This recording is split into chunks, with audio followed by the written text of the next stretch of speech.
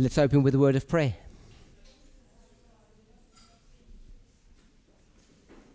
Holy God, we thank you that you are with us. We thank you that we can come to worship you on this sacred Sabbath day.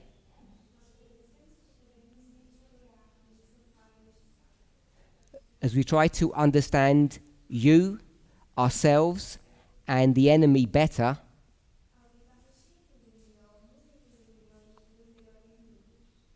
I pray that our collective thoughts would come to a correct understanding.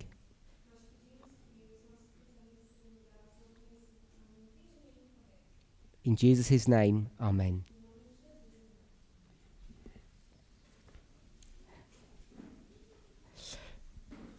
Sometimes when words are used in different languages, they can have different connotations.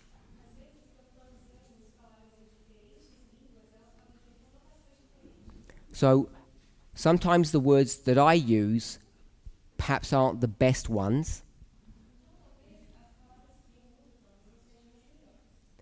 I've been asked several times to explain my choice of words.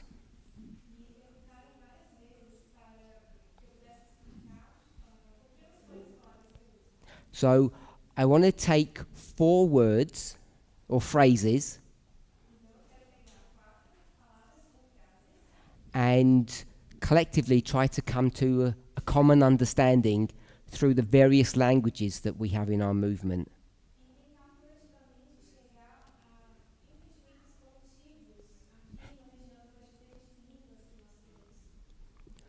So there may be some repetitiveness in the words because when you translate from English to your own language, the words are always different. So the translators will have to bear with that.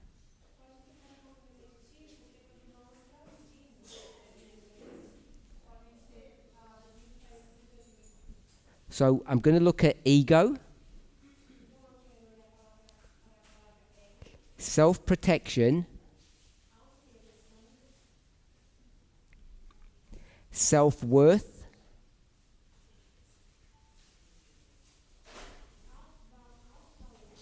and selfishness.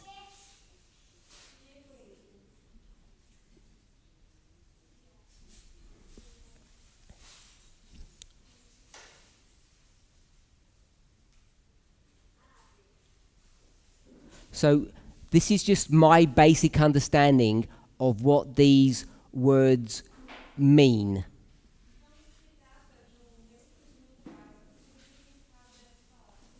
So I'm going to use the term focus. This is what these words focus on.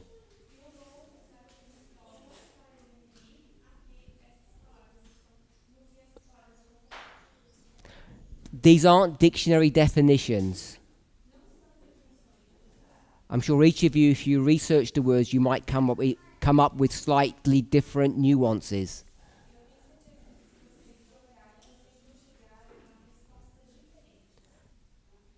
So I'm going to say that ego is about identity and image, or self-image. Self-protection is about personal safety.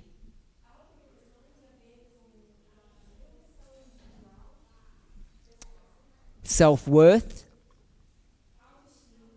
is about one's inner value, how you value yourself. And selfishness is about your personal needs. What I want us to see is that each of these 4 words are amoral. So that means that they don't have morality attached to them.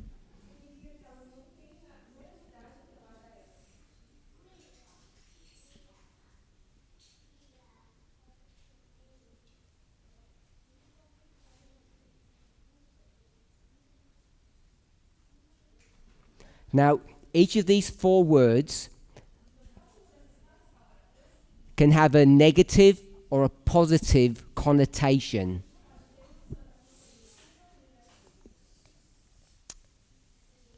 So my board's not big enough and I don't want to reduce my font.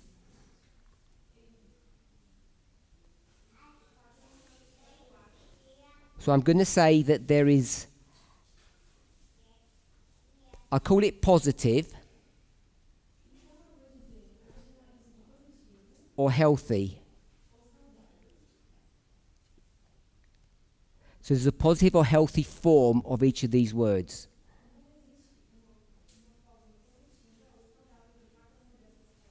So 1, 2, 3, 4 is these four words. So ego, I'm going to put confidence.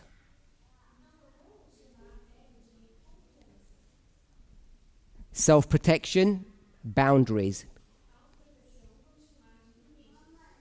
Now you might have different definitions, but I hope you can relate to the words that I'm using, even though you might have your own ideas.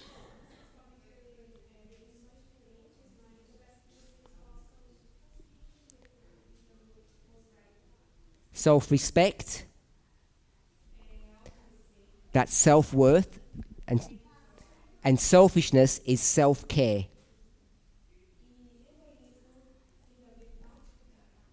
So whatever definitions you would have for those four words, I hope you can see that these are positive connotations of what they mean.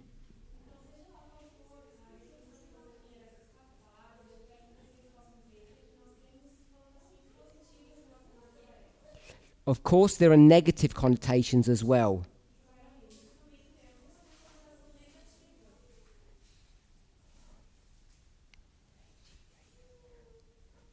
Negative or unhealthy. So we'll pick up the same four words. Ego, arrogance,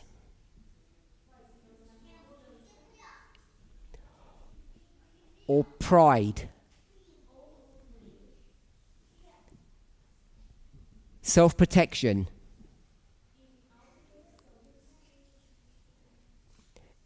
Emotional protection or emotional walls where you isolate yourself.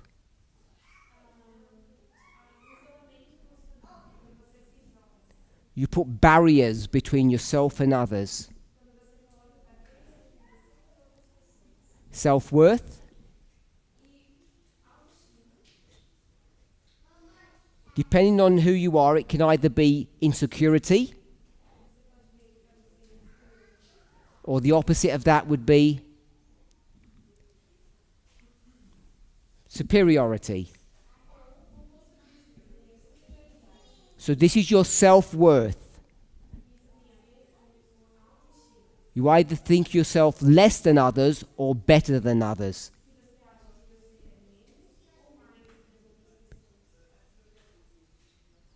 Both aren't positive. Selfishness, a disregard of others.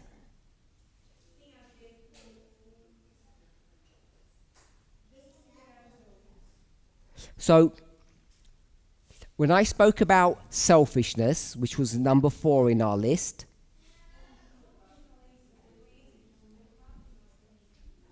I had personal needs. That's the focus of what that word means. Self-care, disregard of others.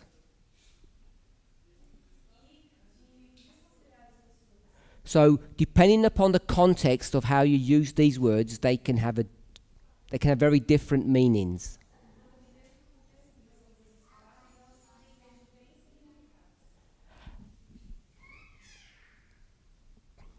It seems to me, over my life of being a Christian, that people have this idea that Christianity is all about selflessness. selfishness, thinking about others more than you think about yourself.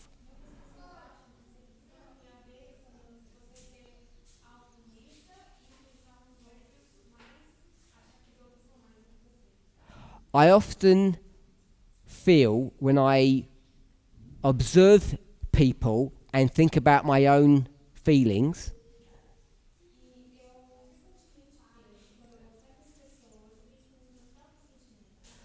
that most Christians are disingenuous, which means that they lie to themselves when they think Christianity is about selflessness.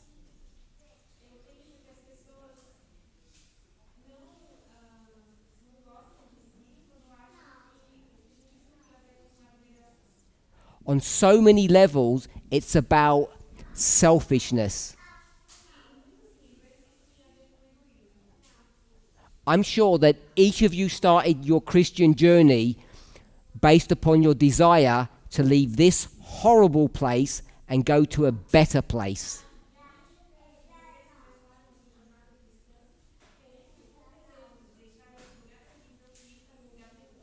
I'm not saying that's good or bad, but I'm saying that's selfish.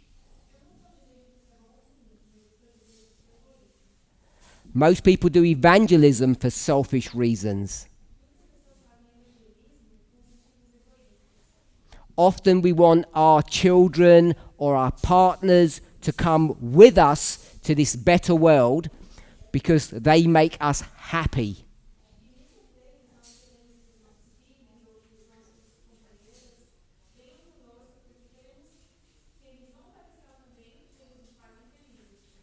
These are all selfish characteristics.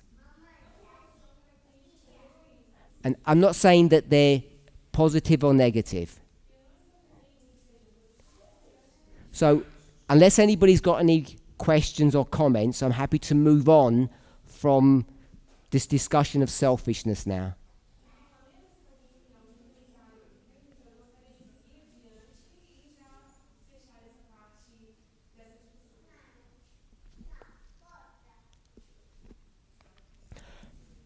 So, just want to recap of what I've spoken about yesterday and in the recent past.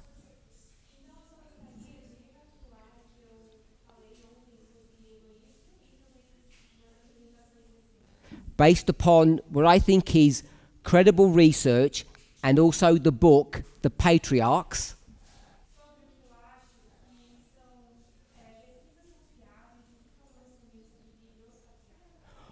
Whether you're a young earth Christian or you're an evolutionist, it doesn't matter.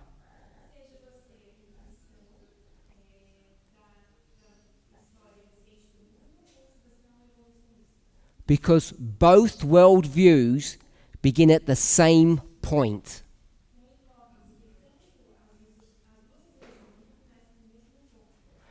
Patriarchy begins when we have an agricultural model.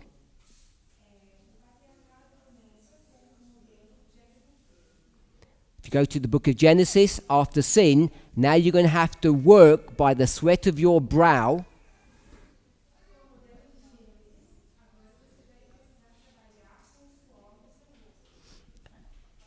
and I think that directive is targeted towards Adam.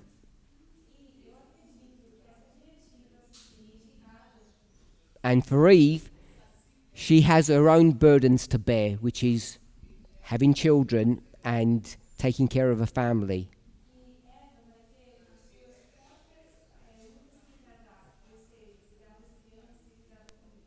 If you're an anthropologist or an evolutionist, you had the same model of humanity going on.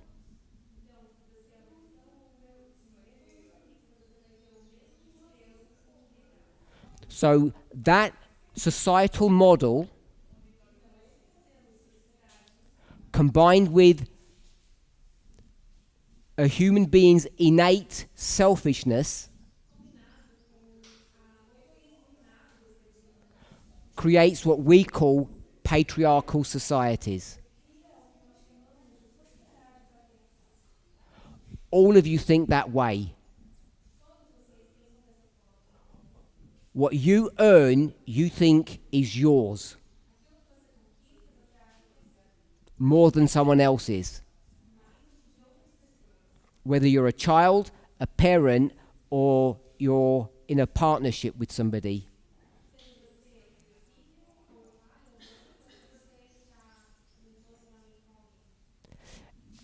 Any questions on that? So that's the Old Testament model of, no, not of, upon which adultery is based.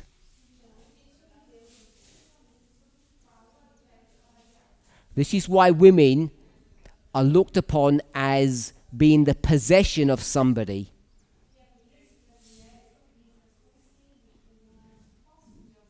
Primarily their father and then their husband. Of course, none of us agree to that, none of us like that, but it's a reality that we have to, I think, understand.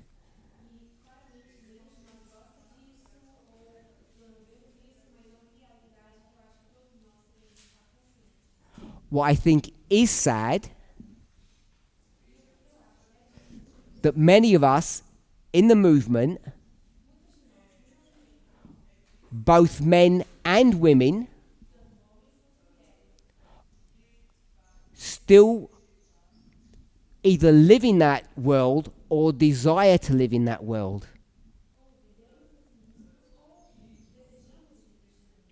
I think many of us aren't honest about our own position on this issue.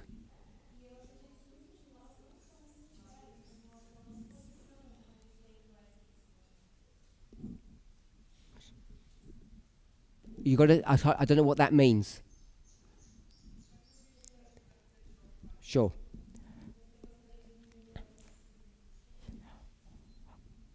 I've tried to spend a lot of time, both recently and in the past,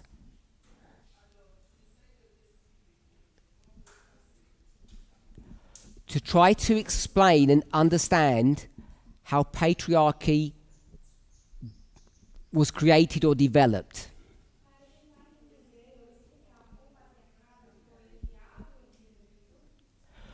I often sound neutral about the subject,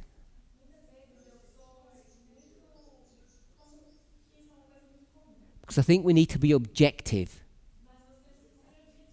That in no way implies that I think it's good, just like most of you don't think it's good.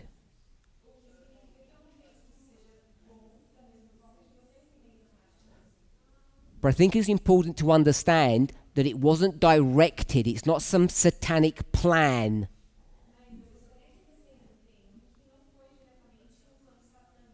Satan didn't have some agenda that men were going to rule women and destroy God's creation.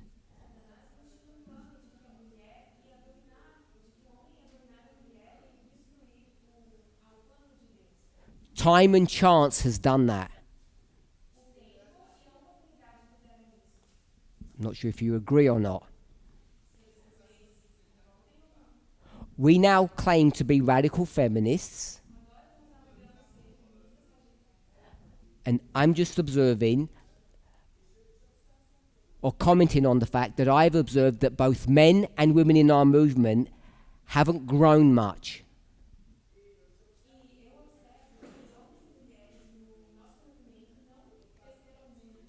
We still live in a very patriarchal framework.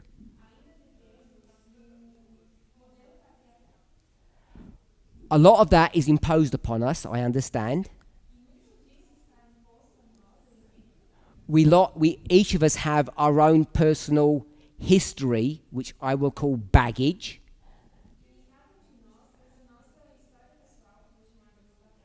But I think often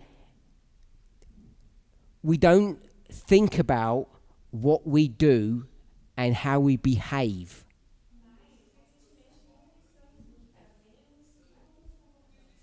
Sometimes they're really subtle points and sometimes they're obvious.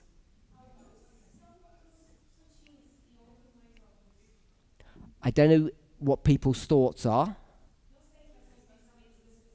but one of the things is people's personal integrity, which falls under these 4 words that I've chosen.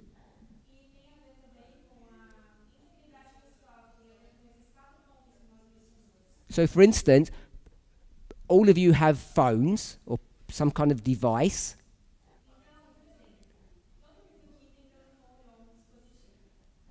And it amazes me that we seem to think that equality demands that we have an open password with those we love.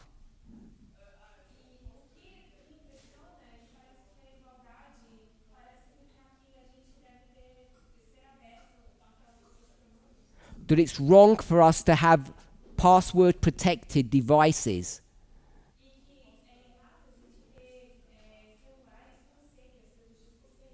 So for me, that's like equality 101, that you have your own personal space.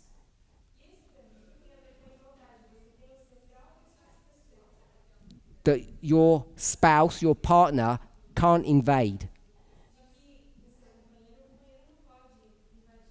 Because what that demands is the creation of trust between two people.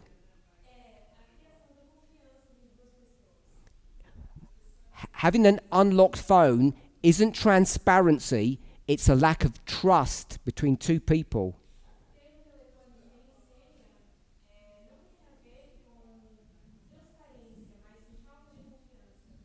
That's my view. You may have very different views. And I'm just going to add one more that troubles me. I don't know if you're like me, but I like looking at people's profile pictures.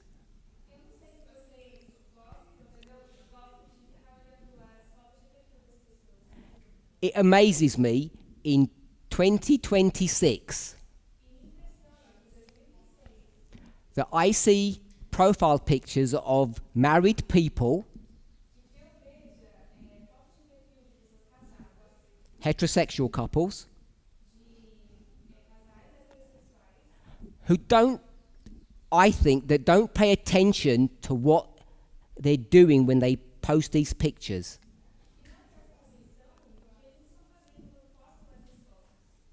Generally, men are physically larger, taller than women.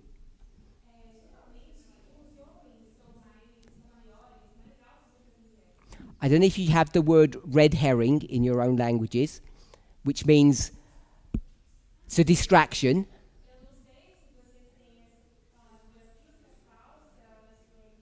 When we talk about the subject of equality, physical differences are not part of that story.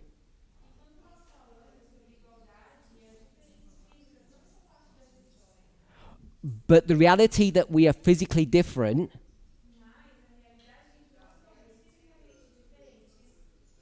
does have an impact, does have a part to play in the image of equality.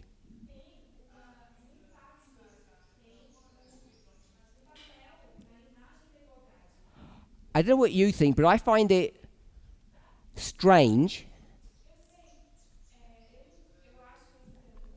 when I see profile pictures of a married couple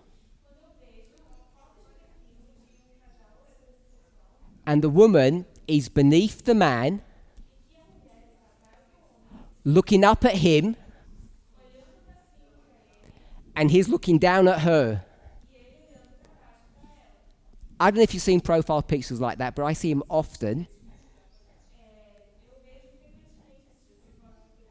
To me, the image of that is one of inequality.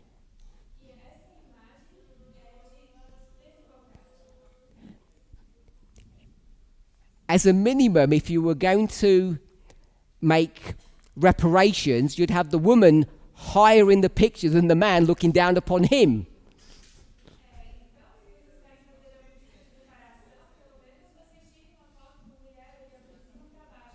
You'd have her standing on a chair, looking down.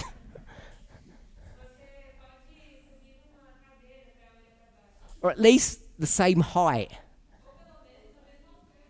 So, it's not a big issue, and I know we're smiling about it. But we all live in a very visual world. And I think for most of you, probably more than myself, image is a big thing.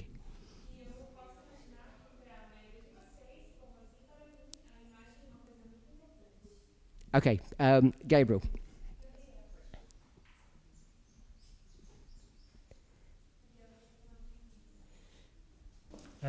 Do you have in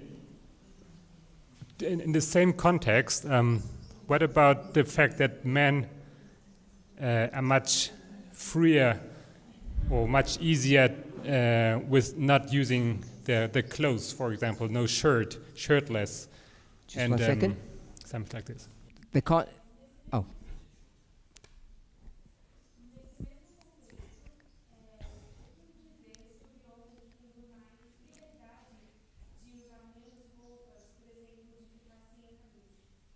Sorry, I didn't give you a chance to finish your thought.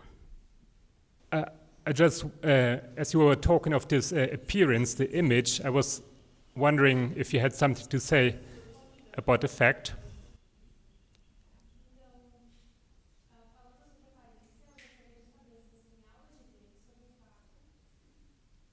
that men are much more at ease of not using their shirt, for example.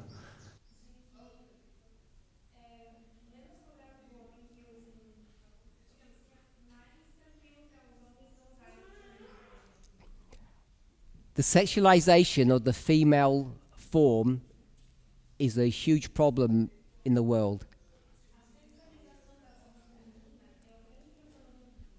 We all know that. We all experience it.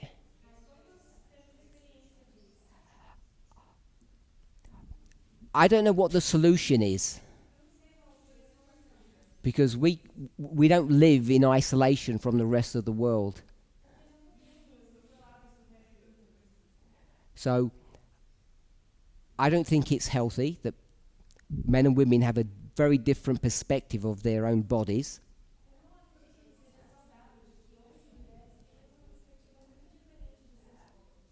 And yet I'm willing to admit that I don't know what the solution is either.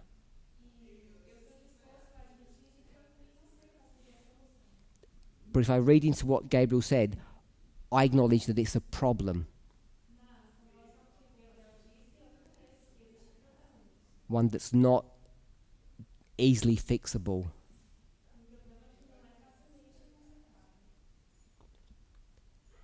Okay, I'm ready to move on. I've explained about selfishness. Hopefully I've explained to some level of clarity why the Old Testament focuses on women when it speaks about adultery.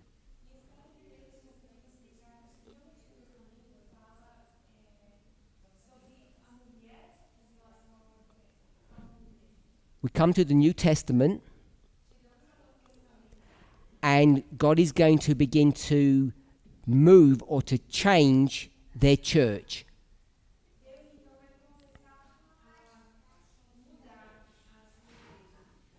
There are various reasons for that, which are beyond the scope of our discussion. We know by the time you get to the New Testament, the church has become corrupted.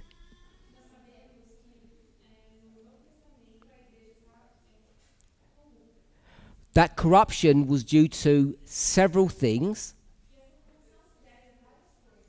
One of them is the misuse, the misunderstanding of the sanctuary system.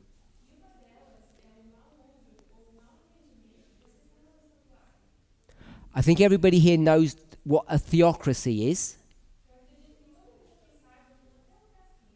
It's not a church, it's a government that's ruled or controlled by God. God will have a proxy, a prophet, a priest, or a king, but all the rules are based upon that particular god or that particular religion.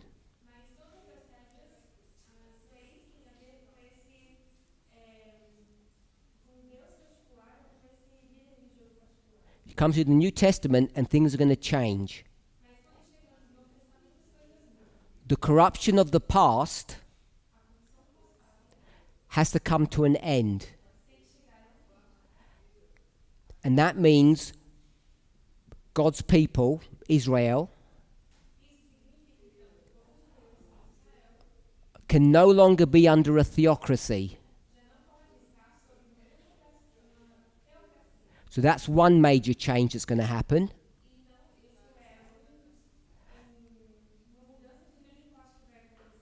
And the second is that the sanctuary system has come to its end.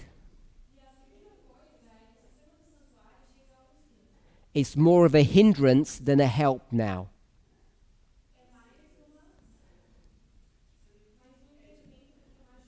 It's no longer serving the purpose that it originally was created for.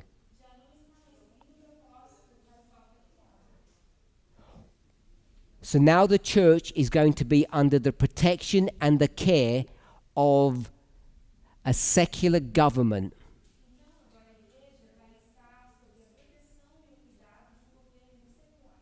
Paul deals a lot with that in his writings. And besides that aspect of being part of a government, being a citizen,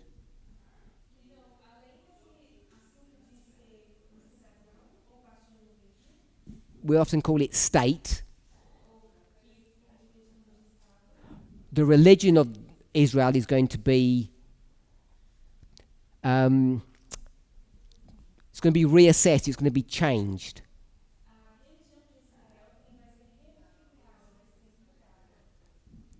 An easy book to go to would be the book of Hebrews. There's going to be a change in the religious law. The priesthood, connected with the sanctuary system, is all going to come to an end. And what we understand is that we're going to have a heavenly sanctuary and a heavenly priest.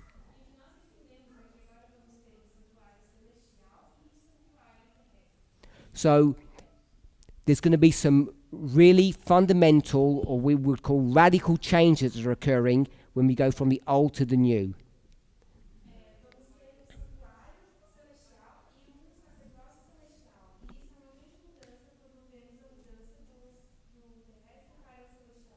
So we might call it a restoration of Eden, the Eden to Eden model that we have.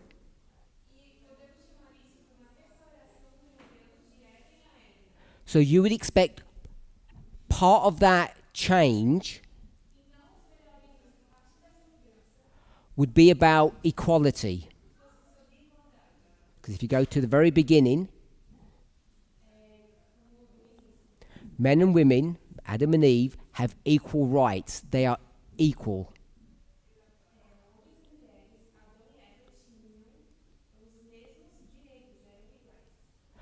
I think we all understand that equality does not equate to being identical or being the same.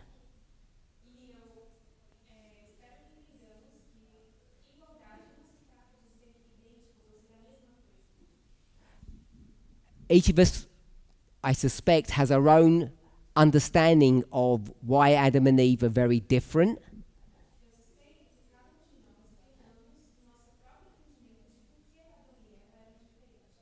But it's something that I think each of us need to wrestle with individually.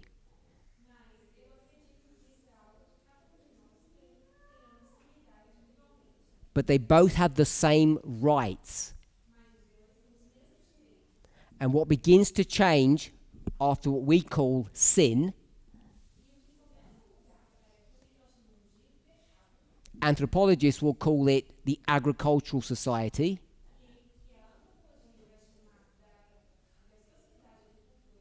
is that inequality begins to feed into human relationships.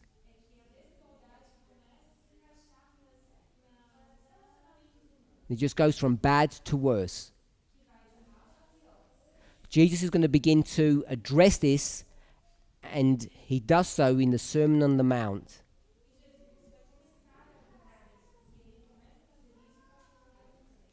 So I know that I said that I would talk about the context of Matthew 5, but I'm still going to skip that. Sorry, Curtis.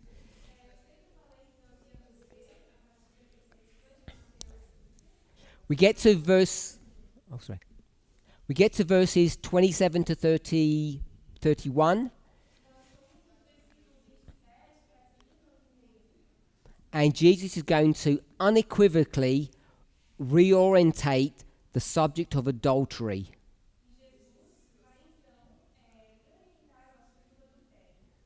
And now Jesus clearly says that adultery can go the other way, which is something that's never happened before.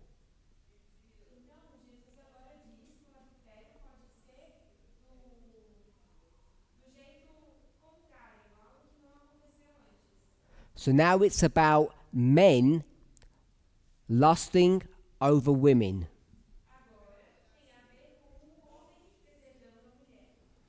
And you'll notice that it doesn't comment on the social status of the woman, whether she's single or married.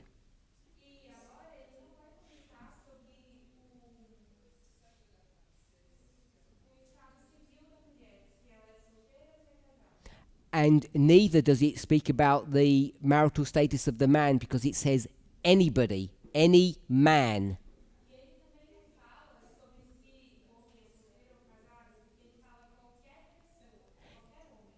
Any man that looks on any woman. And that's a really radical or fundamental change to the Old Testament.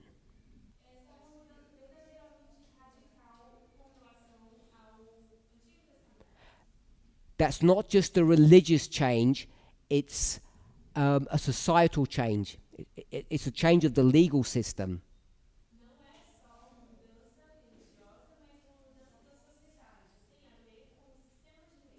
And the way Jesus gets around that is he's going to destroy the Jewish legal system, because they're going to come under Rome now.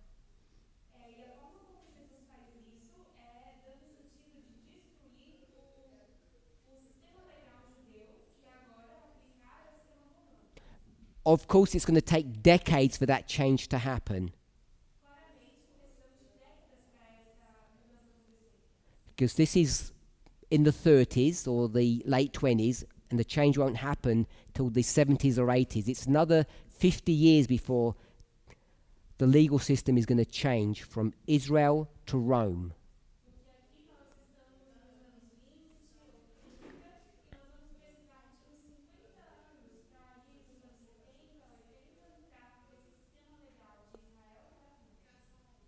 So that's one change that we can see here. The other change is how we define the sin of adultery.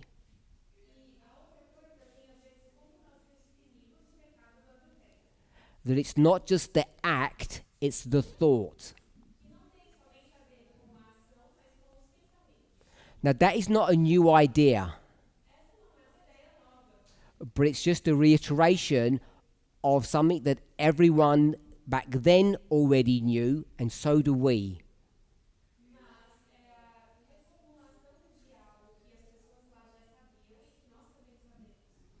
There are often the New Testament passages,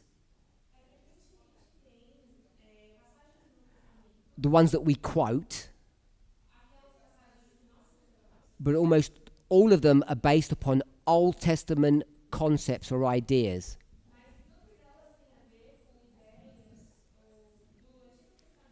So, if you hate somebody, in the New Testament, we're told it's the same as what?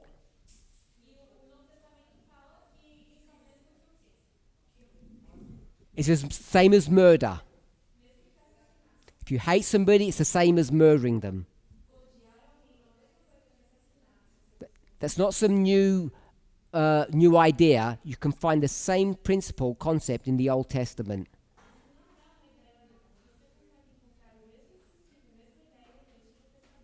If you want to understand who somebody is,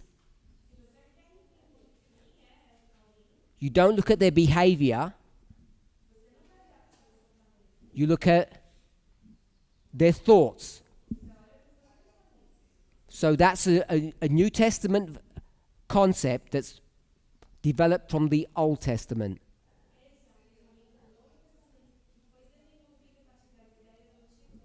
Can we have the mic, Laura? So this is not a new idea that Jesus is bringing up here. But it is, when you state it like this, it is a radical position to take.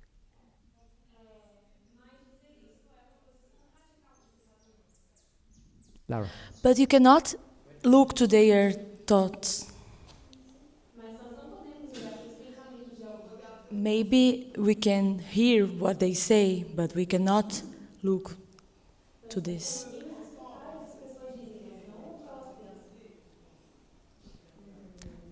So, clearly from what Lara has said, not just in this situation, but in all the situations, this is the fundamental problem, the underlying issue. Esse é o problema fundamental, o problema subjacente. So, I'm going to ask Lara a question, but anybody can answer. Eu vou fazer uma pergunta para a Lara, mas qualquer pessoa pode responder. You want to go to heaven? Você vai para o céu. All of you do. I'll work on a sort of an older model that we all have about our relationship with God. E eu vou trabalhar sobre um modelo antigo que temos com Deus. The narrow path that we're on. We're all familiar with that vision. O caminho é estreito. So, when you come to the gate of heaven, when your name is called up in the judgment, however you want to model it, Quando então você chega diante da porta do céu, ou quando seu nome é chamado no juízo, Protestants will say the angel Gabriel will be checking you at the gate.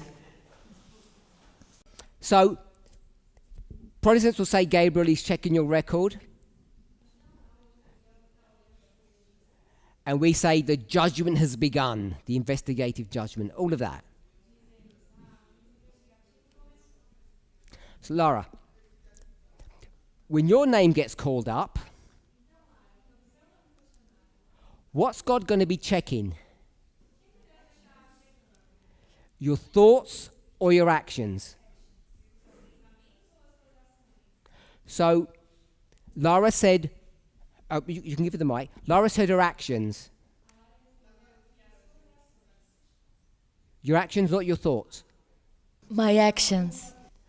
So, Laura, you came to this camp and you smiled. You behaved very nicely. But you have bitterness in your heart. And you know, we're not going to be doing it at this camp, but if you're going to do foot washing before communion, the foot washing is to reconcile between yourself and someone else.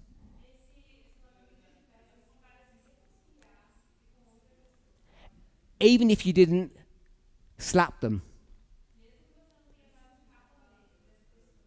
If you just hated them.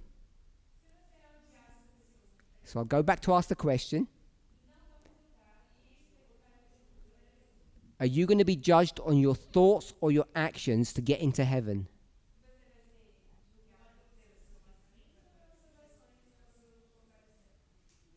In my feelings. So now God's going to judge your thoughts. Not exactly. Thoughts and feelings I'm going to put together. Because actions are the expression of a thought or a feeling. I can see your hand move.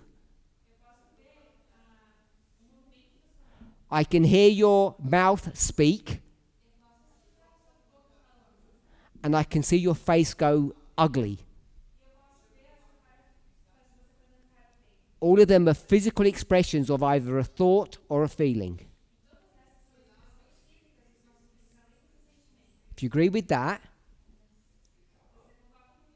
what are you going to be judged on? The thought, the thought and feeling, or the action? The thoughts and feelings. It's hard. It's very hard. So Lara's changed her mind and she said now the thought. Yeah, but I think it's very hard. 1 second. Go ahead. I just think it's very hard. Hard for God? No, for me to understand. Okay. What seems the fairest? Actions. No, but good actions with bad feelings is not that good, so it's hard. I'm really struggling with it. I'm just thinking about it. Oh, well, we'll do the mic. Had you finished? Yeah? Okay, so we can all see the struggle. No, please go. It's a little better. I think he will judge both actions and feelings and thoughts.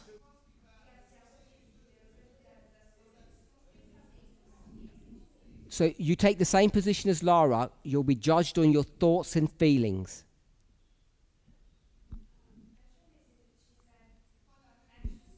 I know what she said, but if you're going to say actions, thoughts, and feelings, the marker is the thoughts and the feelings.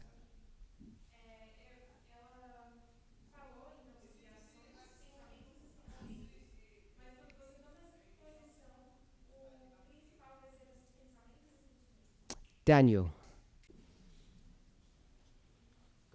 It's fine now. Carry on. Okay, you can continue. Okay, so we're going to carry on. We're just going to go to Daniel first. He had his hand up before. So my question is, isn't Oh, thinking... 1 second. Sure. Just get everybody. We all good? Go ahead, Daniel. Isn't thinking an action? Because I know there are the thoughts that come to our mind, which we don't decide.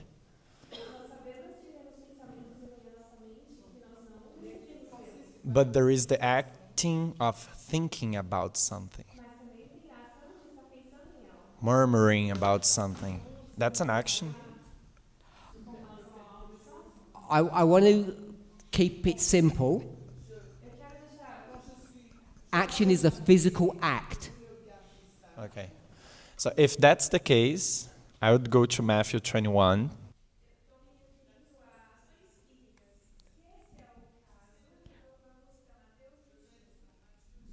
Tell us what I your do a answer summary. is before, and then we'll go to I Matthew think the 21. actions are more important.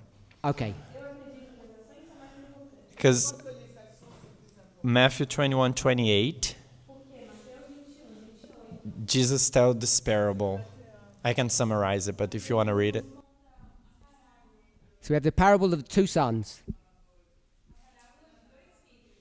Yeah, so there is one that says, I'm not going to do the work, and then he goes and do the work. The other one says, I will do the work, but he does not do the work. And then Jesus asked them, which of them are going to be saved?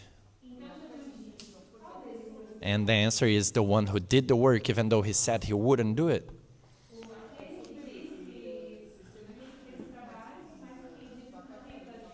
So I think what you do is better than what you say or think.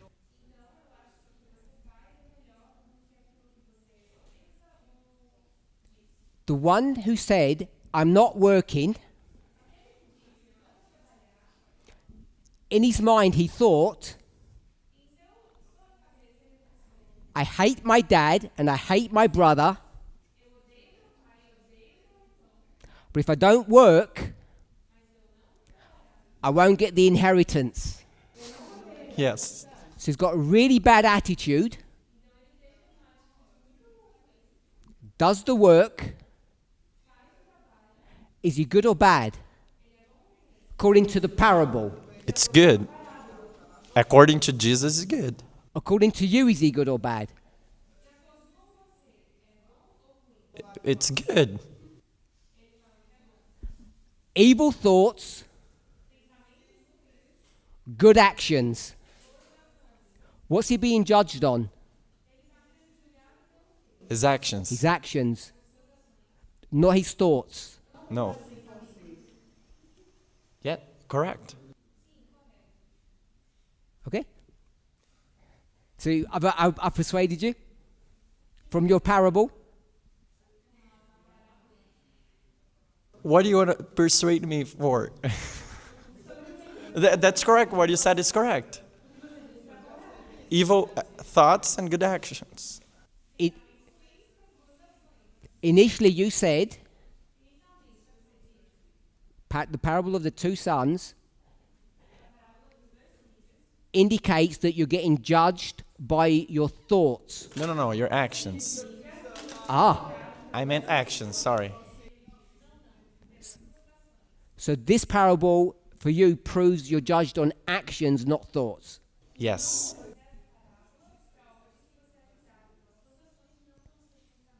Yes. Okay.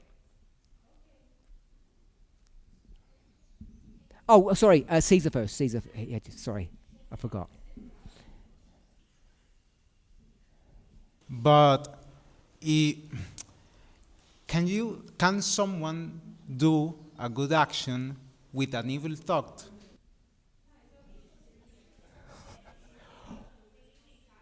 All the time. And if you don't put your hands up, you're liars. Let me ask you, Caesar. Are you telling me you can't do good action with a bad thought?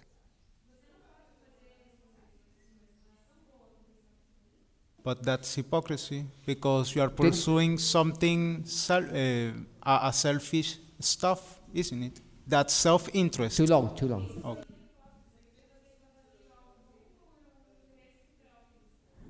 I'm not arguing that it's not hypocrisy. I'm arguing that it's possible to do that.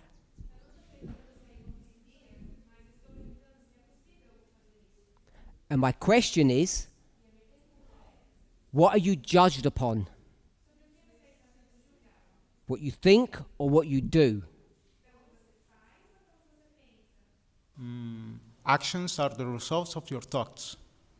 So if you have a bad thought, how can you do a good action? At the end, it's not a perfect action. Ok. Entonces, en español, de que, but the actions are the result of your thoughts. And that's the reason at the end is not a perfect action. And God requires perfection, isn't it? If you are thirsty and I offer you a glass of water, cause and effect, is my action perfect?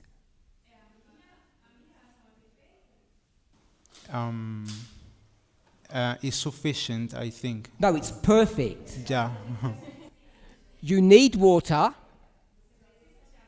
and you get water. It's not sufficient, it's perfect.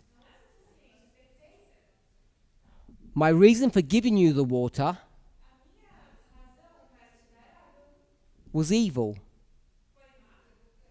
but the action itself was perfect.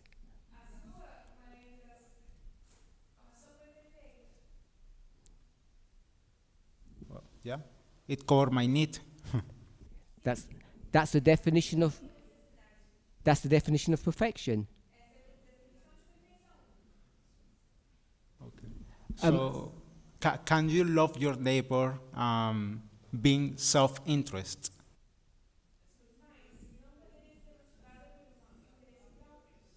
Is love an action or a thought and feeling? A feeling.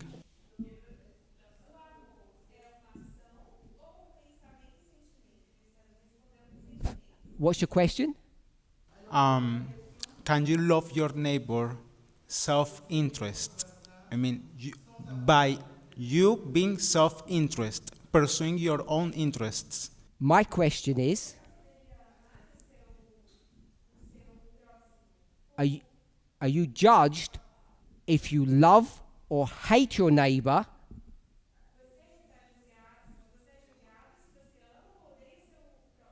or if you treat them properly? Treat them properly is an action. Love or hate is an emotion. And the question is, what will you be judged on? Because Lara's original position was, you don't know what people think.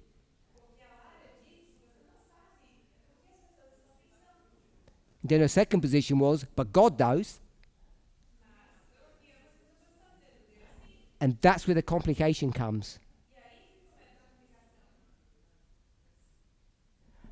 Michaela. Okay, this time voy a hacer corte. I think we are judged by our thoughts. You can understand me? We are what?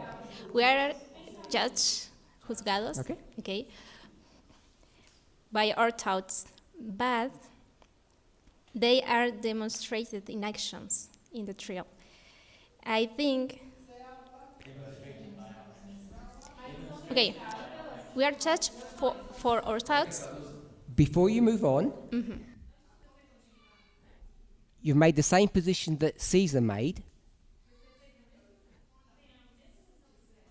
I think your actions don't always demonstrate your thoughts.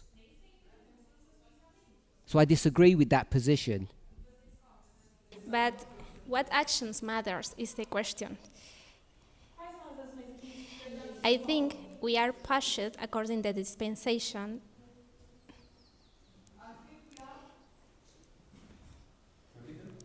Yes, in different tests according to the dispensation, we are pushed. She's not understanding what you're saying. Okay, so I can try in Spanish. I don't mind. It's not me. I can understand what you said. Yes, okay, carry on or no? Can we carry on?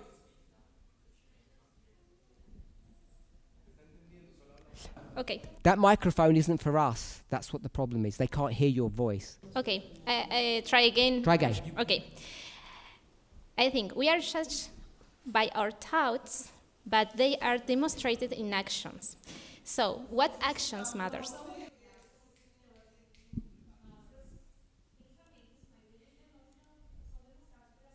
I think that actions is according to the dispensation we are.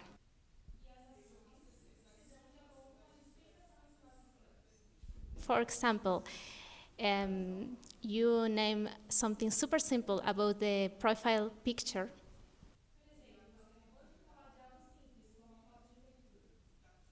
Or in the past, our test was use pants.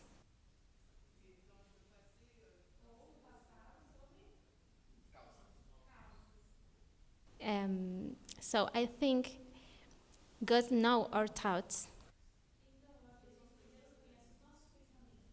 But this is universal conflict, so it's necessary to demonstrate by actions.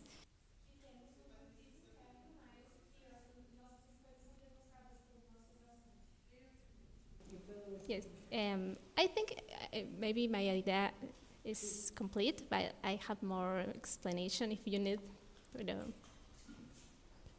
Okay? Okay. No, I'm not.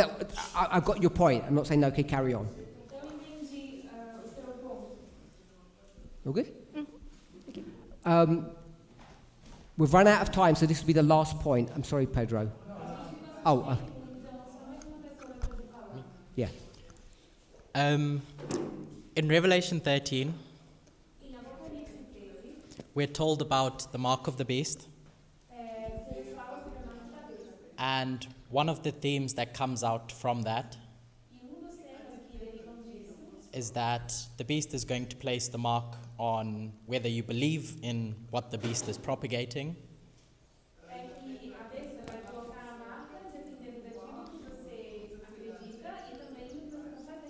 or if you don't believe but you're just forced to do it. So the actions, whether you believe it or don't, your final action will determine if you get the mark of the beast. So I would think that if you just juxtapose that with the seal of God, it operates in the same way. And why I think God, when judging you, has to look at your actions. They can't take your thoughts into consideration, is because the legal system has to be transparent. So if you can't look into your neighbor's thoughts, God has to use the same information that's visible, which is actions. Last point, then. I guess there are steps. And first you think, afterwards you think about what you wanted to do and what you should do. And afterwards,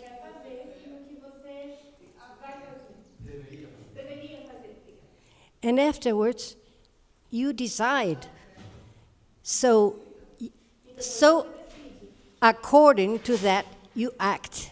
So I think God will judge your acts, but also maybe He could balance both. Because if you want to do something wrong, Então você tem que decidir se você vai agir de acordo com os seus desejos e seus pensamentos. Então eu acredito que Deus deveria ter equilíbrio entre os dois.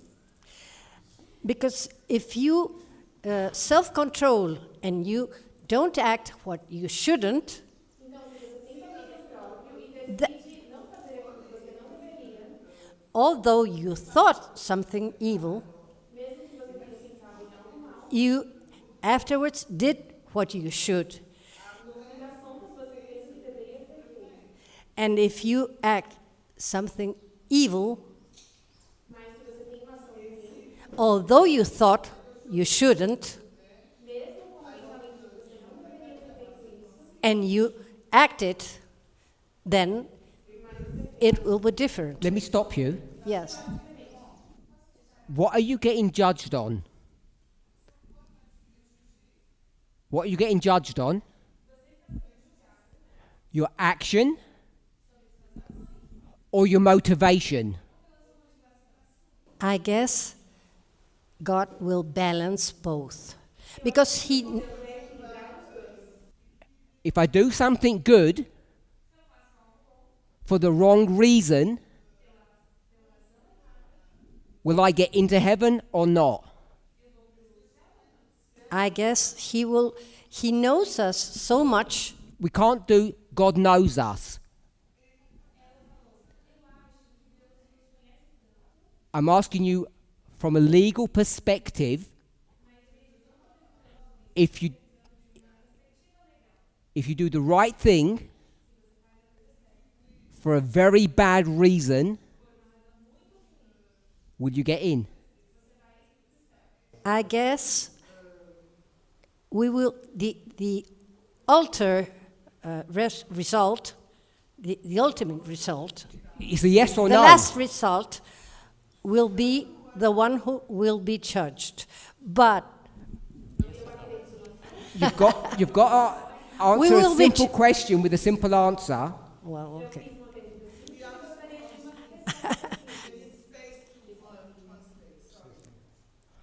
I need a simple answer. You did a good thing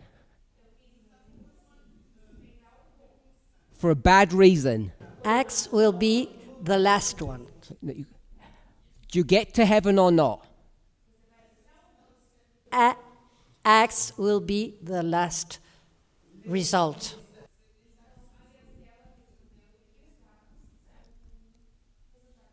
Was that yes? Why won't you say yes?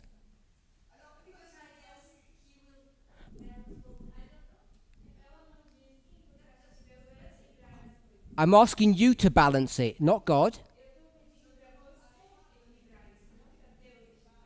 You smiled at me. Good action. But you don't like me.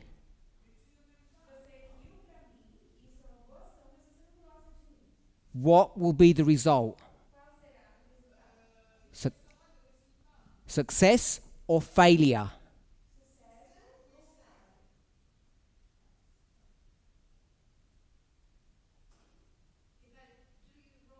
No, you do me right.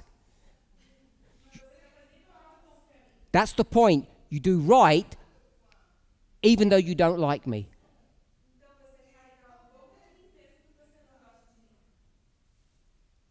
You don't know the answer.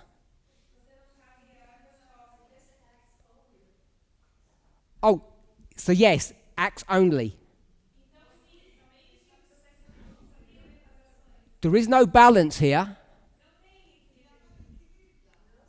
Depending on what you either have a model of action or a model of thinking.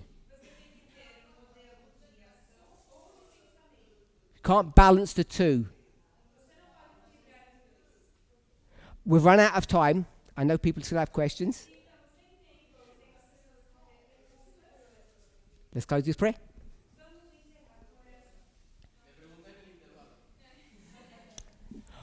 Before we close, I'll just summarize my thoughts.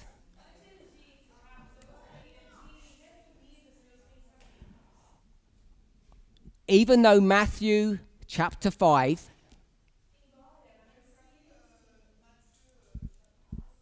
verse 28, just check if it's 28. Yes, even though it talks about the thoughts being the crime,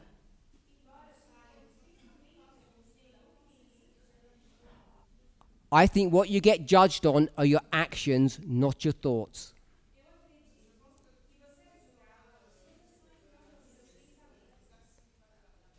But we are required to be able to trace from beginning to end, which goes from the thought to the action.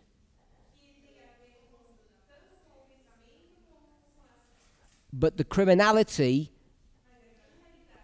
resides in the action, not in the thought, which means that salvation must follow that same plan.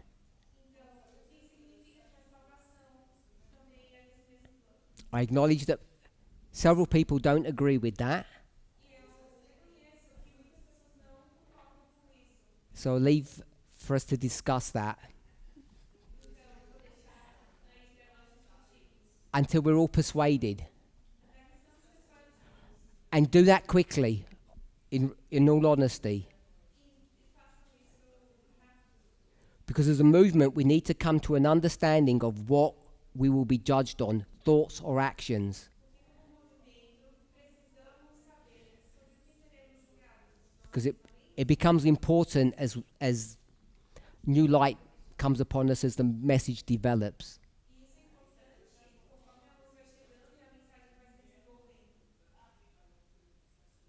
Let's pray.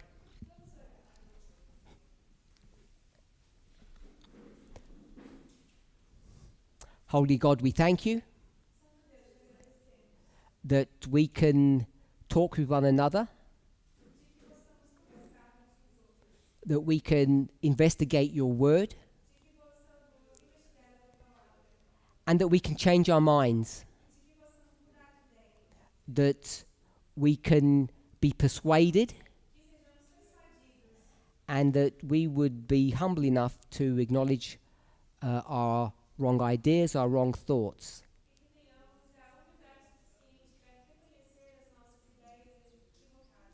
We thank you for the privilege that we can be here, and that we can be transformed by the renewing of our minds. In Jesus' name, amen.